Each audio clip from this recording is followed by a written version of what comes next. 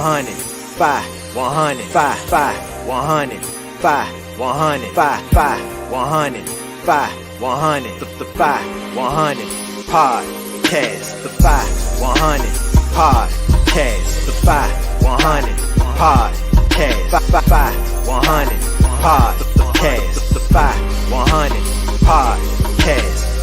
It's the 5100 podcast.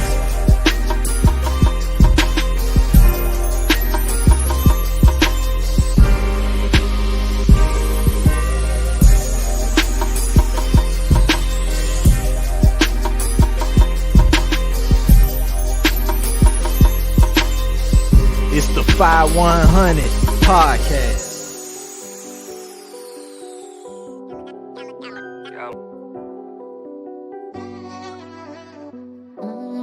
I don't even want to wait, you know what I'm saying?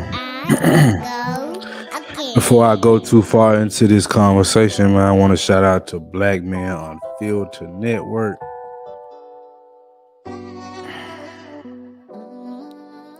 Went over there today. Man, goddamn. Great conversation. There is something that I'm trying to understand though. Why is it when black men speak about their issues, everybody has an issue with it, right? But when we don't speak about our issues, everybody, especially sisters, this is not a shot, I'm just stating the facts. Everybody, including sisters, say, why don't you open up to us? It's like our issues don't even matter. You know what I'm saying? That's what it feel like. Anyway, it feel like whatever we going through just don't seem to matter. What up, Sir Hill? Yeah, Black Man just inspired me, bro. I had to get on here. But it's a question that I'm curious to know the answer to, because, like I said, every time a black man speaks about his issues, it's deemed as weak. And here's the thing.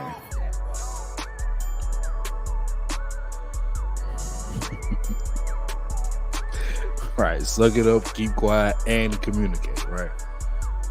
Look, man, this is how I view this.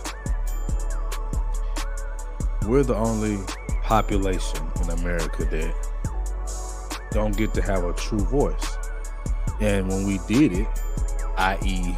the manosphere, we hated women. And it's like,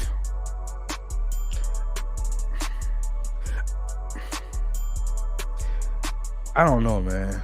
I just feel like we have to be the ultimate warrior at all times. This platform that me and Tez created is evidence of we can't even have a decent conversation without somebody saying we hate women. And I have a problem with that perspective. Just think about it like this. What doctor do you go to where they don't ask you where your problem is? I go to the doctor, they ask me what's going on with you. They want to know what the problem is or whatever you're experiencing, so they can come up, search, and find the correct diagnosis so they can therefore give you the right treatment. I don't know, man. I get so frustrated with this stuff because no matter what we do, it seems not to be good enough.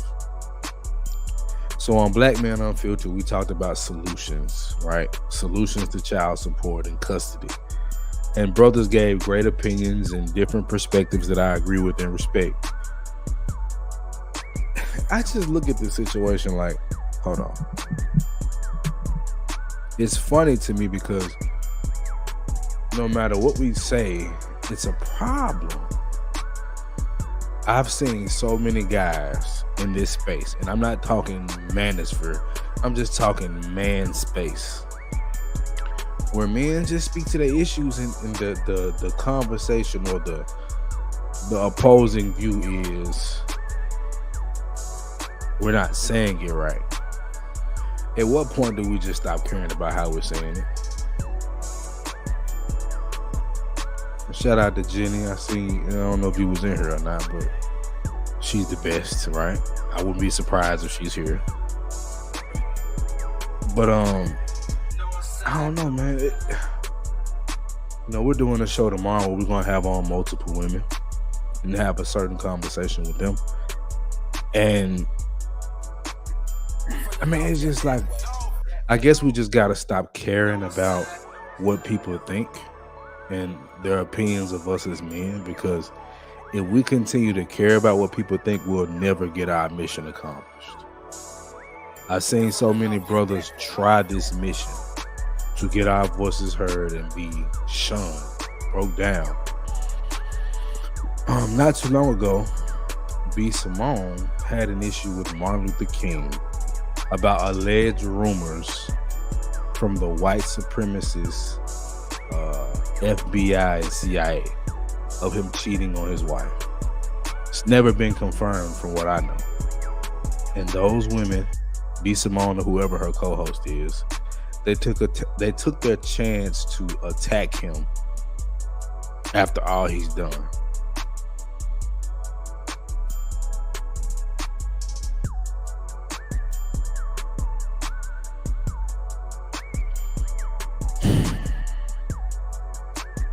If Martin Luther King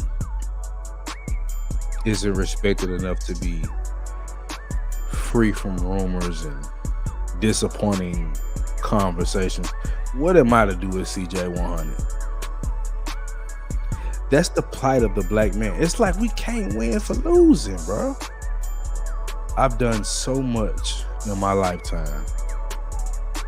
I fought for custody. I've taken care of my daughter. You know what excuse I won't have for me being, because I'm in a rough position right now, right? I can't use the excuse that my child support and my ex running me through that court system to get what she wanted. I can't even use that as a understanding point for my struggle, because that makes me weak as a black man. Man up, you know what I'm saying? I can't even do that. And I think what Black Man Show, shout out to Black Man Unfiltered once again. Make sure y'all go subscribe to Black Man Unfiltered. What his show highlighted for me today is, or tonight, it highlighted that we just can't win for losing. That's why I told y'all, just hear me out. Because putting forth the good fight, it never seems to be enough, bro. Never seems to be enough. We can't save our community because the steps that we take to save it is not enough. You know how frustrating it is? Imagine trying to fix your car. You go to AutoZone or a junkyard or a scrap slot, whatever you go to. You get the parts that is said that you need to fix a car. You go apply the car and the car doesn't want to. You go apply those parts to the car and it doesn't start. Do you know how frustrating it is? For the brothers that have put together a car or fixed the car, ask them how frustrating it is when you feel like you've done everything you're supposed to do to fix a car and it doesn't get fixed.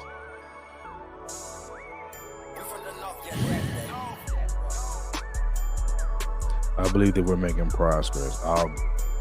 I believe we're making progress, albeit slow we are. I agree, Sir Hill. I agree. I do believe we're making progress. I think the problem that I have, and maybe I need to just get over it, is that the progress we're making is never appreciated. It's what we're not doing. I feel like black men are judged by what we're not doing. So if we're not building a skyscraper, that's the focal point.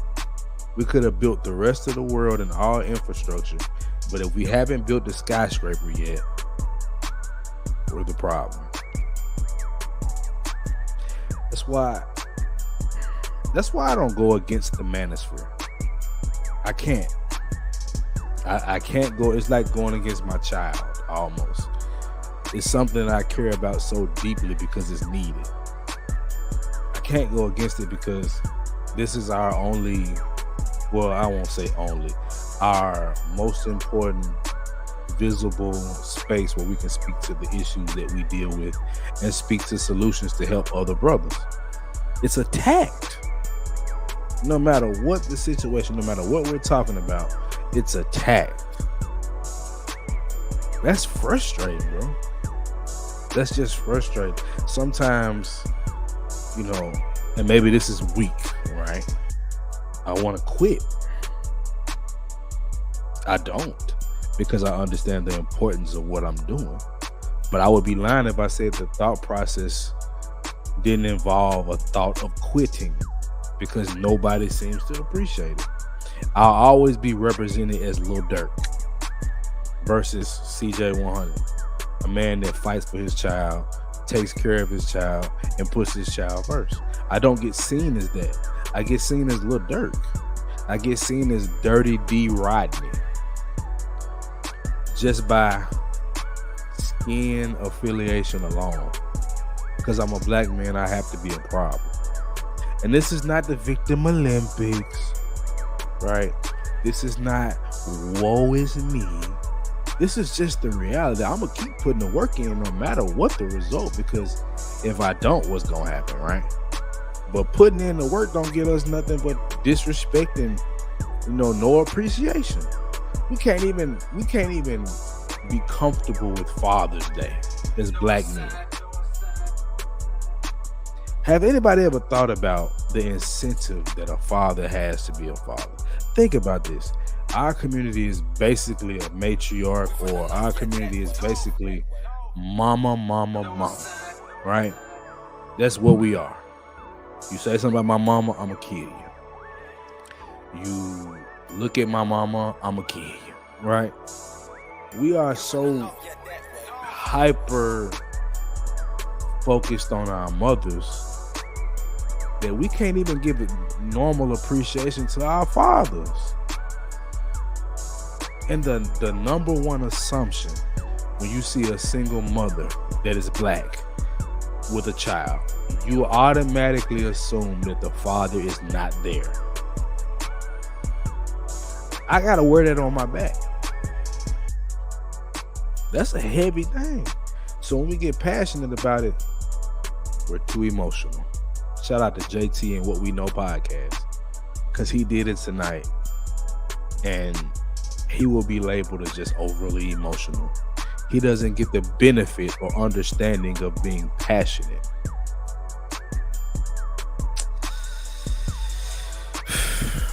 Boy. Men are not able to fully articulate themselves, and we are commanding respect to issues that concern us. Facts.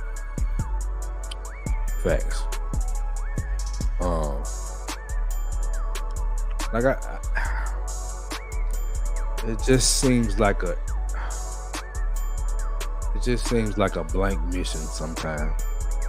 It's like when your soldiers ain't marching and you shoot up your woman club and you can't make a baby. That's what it feel like. It feel like nothing will come out of what we doing. And I don't have that mindset. So hear me, what I'm saying is, I'm not saying we don't fight the good fight. I'm not saying we don't stand 10 toes with our arms interlocked. That's not what I'm saying.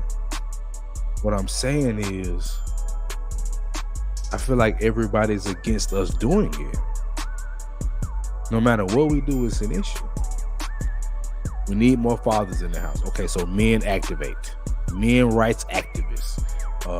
Dad gang. We meet opposition. Does that make sense to you? Because it don't make sense to me.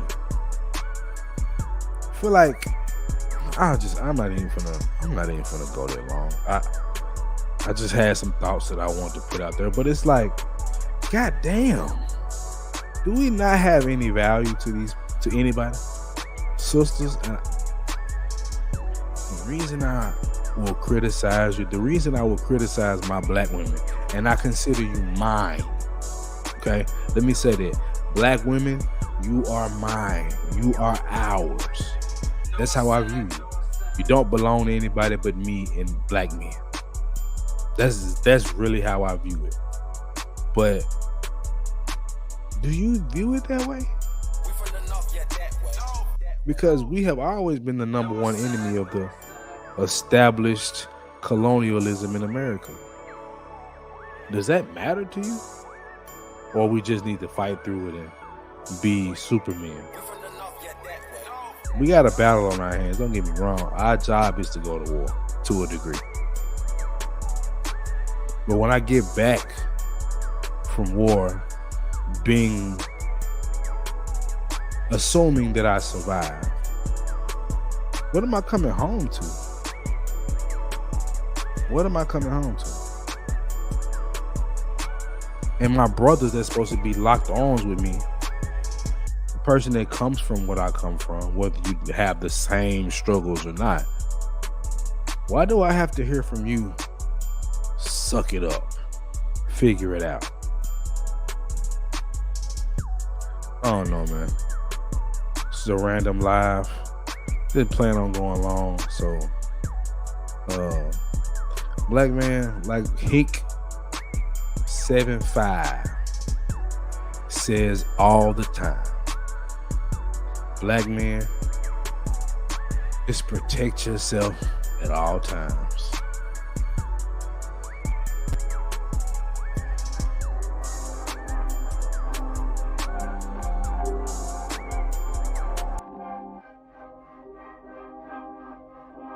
Two G's.